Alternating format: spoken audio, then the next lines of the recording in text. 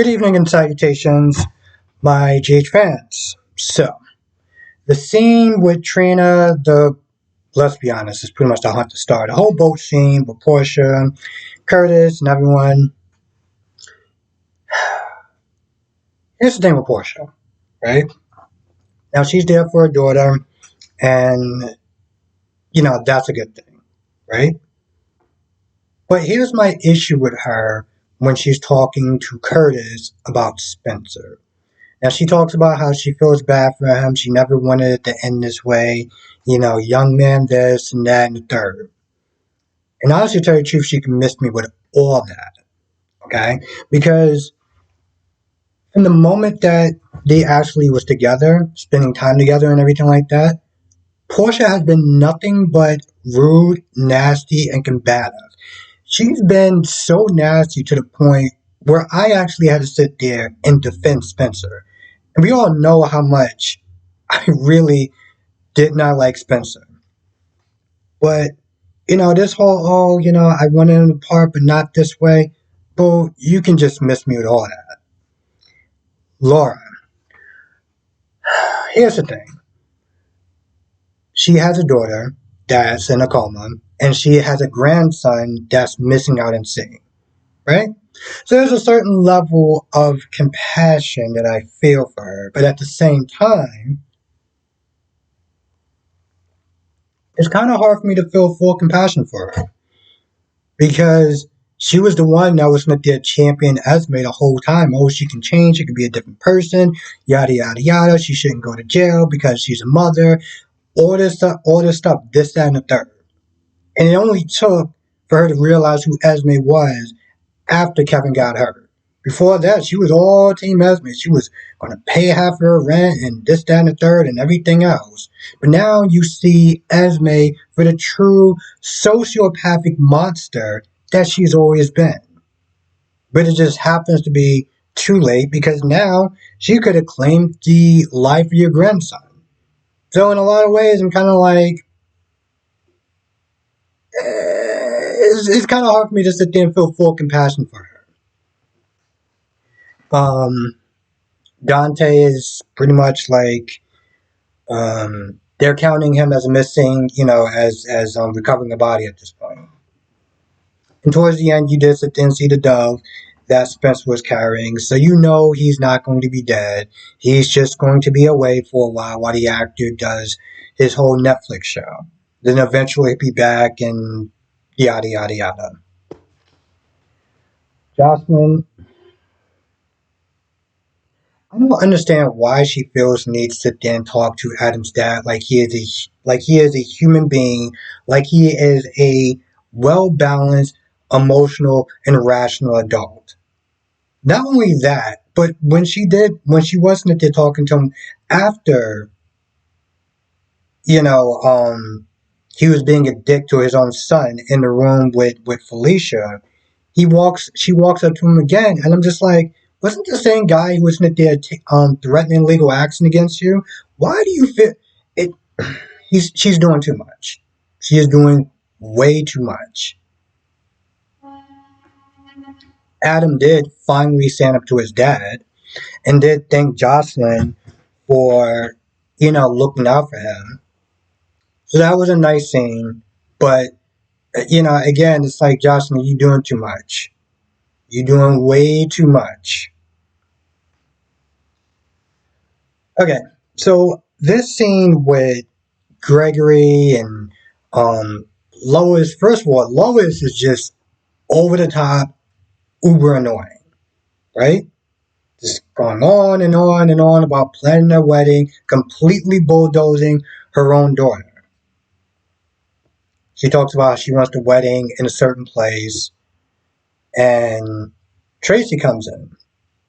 And because of what Greg Smith is saying as far as don't be butting heads with Lois, she agrees. And then when everyone leaves the room, Brooklyn's like, I needed you to sit there and say no. And I'm like, wait, you're a grown-ass adult. Why don't you say no to your mom? You wanted her. And I literally sat there when she said that. I was like, you can tell that she just felt uncomfortable the entire time. Both of them felt uncomfortable. but yet they didn't have the spine to sit there and say anything. So they counted on Tracy to do the talking for them. Are you kidding me? Tracy, you know, decides to veto the idea and does something more for Brooklyn, and Chase wanted. And then Lois is like, so you're sitting there telling me you didn't want to do that? I'm like, Lois, are you that much of an idiot that you couldn't even bother to look at your daughter and fiance's face and can tell that they didn't want this? You're that much of an idiot? And also, again, I'm just like, why don't you just say no? It's not that hard.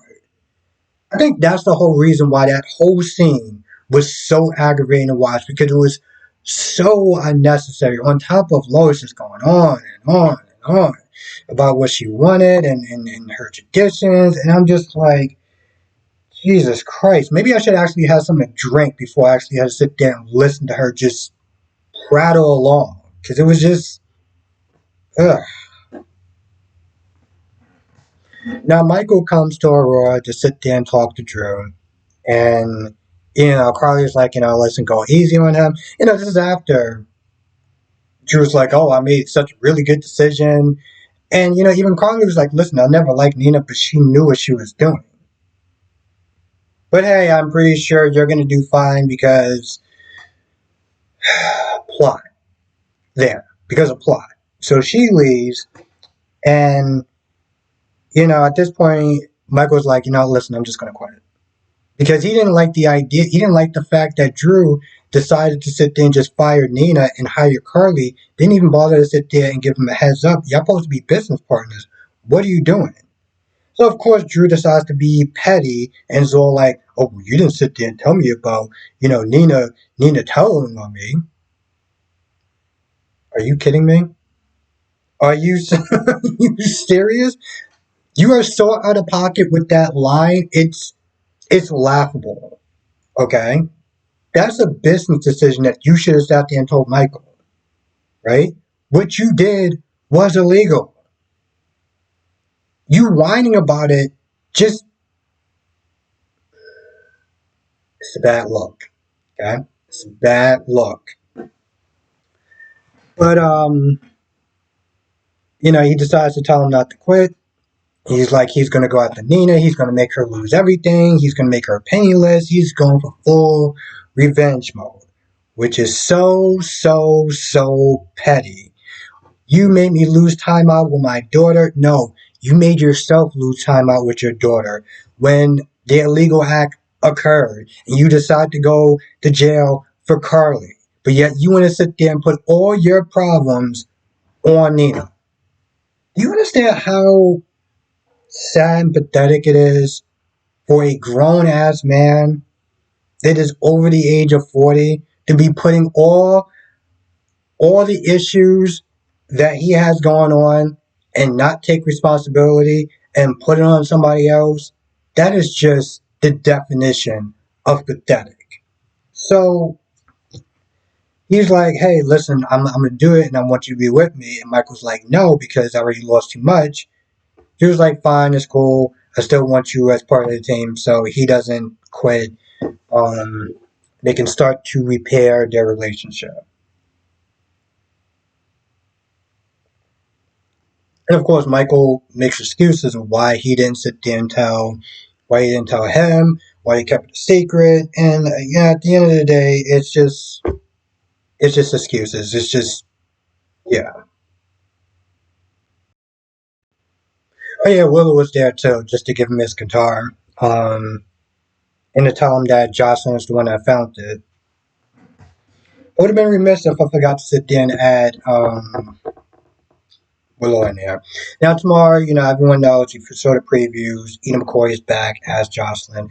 I do think that the other girl did a fine job as far as being Josslyn, so hats off to her, right? I personally, and I stand by this, Ina McCoy made Josslyn. She made the character. They tailored the lingo, the expressions, and everything like that. They tailored it to her. So as far as I'm concerned, she made the character. I know there's a lot of people, granted, you can sit there and have your feelings if you don't like her, whatever, fine. But I personally think that she did make the character, the actual character. So I'm personally happy that she's back in me, granted, given the situation what wound up happening, it's totally understandable why she had to sit there and take the time that she had to take off. Um, and again, hats off to the 10.